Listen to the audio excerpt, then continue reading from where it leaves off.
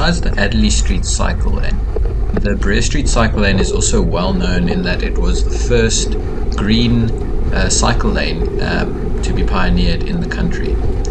It starts in Lower Buitengracht Street before quickly turning into Bree Street after the intersection with Van Stradel.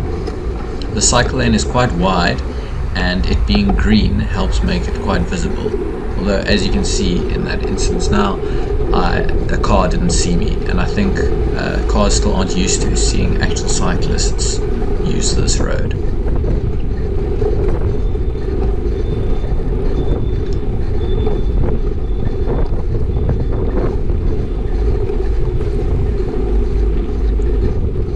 This was ridden going from the seaside up to the city side, so it was a bit of an uphill, whereas if I was going down the street it would have been a nice downhill, although the uphill isn't too steep.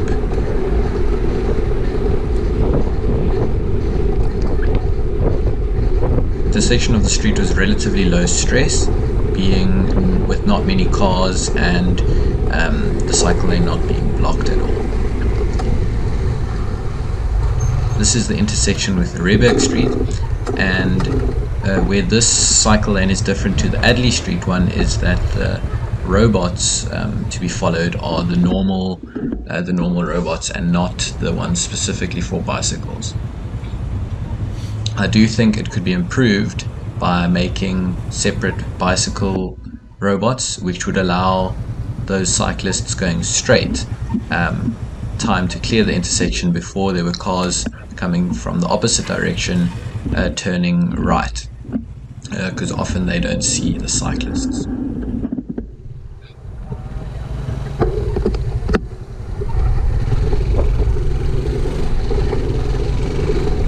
This section became a bit more full of hazards, including a parking attendant, a delivery vehicle, which meant I had to go into the roadway itself, and another parked car, despite there being space on the side.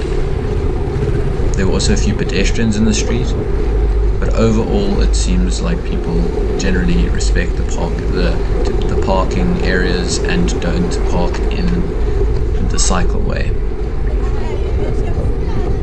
Parts of the cycleway are also in need of a bit of repair, with the paint itself coming off the road, despite this being turned into the green cycle lane about 5 to 7 years ago. This is the intersection with Strand Street, and where this green cycle lane really helps is at intersections to show motorists where to expect cyclists, and also for cyclists to know where to go, especially in times of bad weather.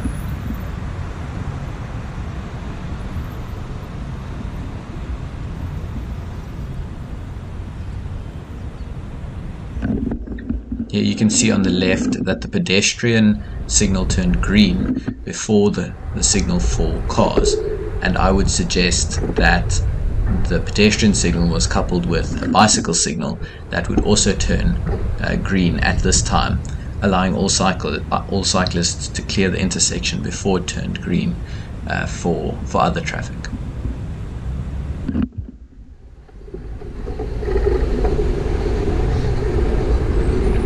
Interestingly, the cycle lane was here before it was made green.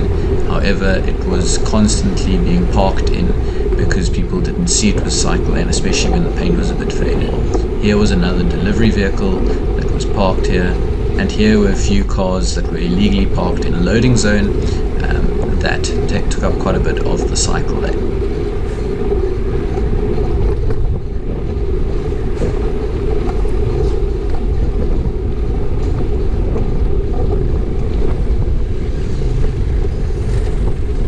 Generally, the pedestrians stay out of this cycle lane because it's not as integrated as the Adderley Street one, and there is also a proper pedestrian cycle lane. This is the intersection with Short Market Street, where the Bree Street cycle lane officially ends. It obviously is legal to carry on straight on a bicycle, however then you have to use the road without whatever protection the cycle lane affords. So following the cycle lane, it follows into a mostly shared space in Short Market Street, which instantly becomes quite difficult to navigate, to understand where exactly cyclists are supposed to go. At least in this case, there weren't cars coming in the other direction, because it could get a bit confusing. Lots of the space on the pavement that's meant for cyclists and pedestrians is taken up by street furniture, by motorbikes, and this makes it quite difficult once you get off the Bree Street cycle lane to navigate. However, I think this is it's definitely a good start, and I think it will definitely be the catalyst for many more cycle lanes in the city.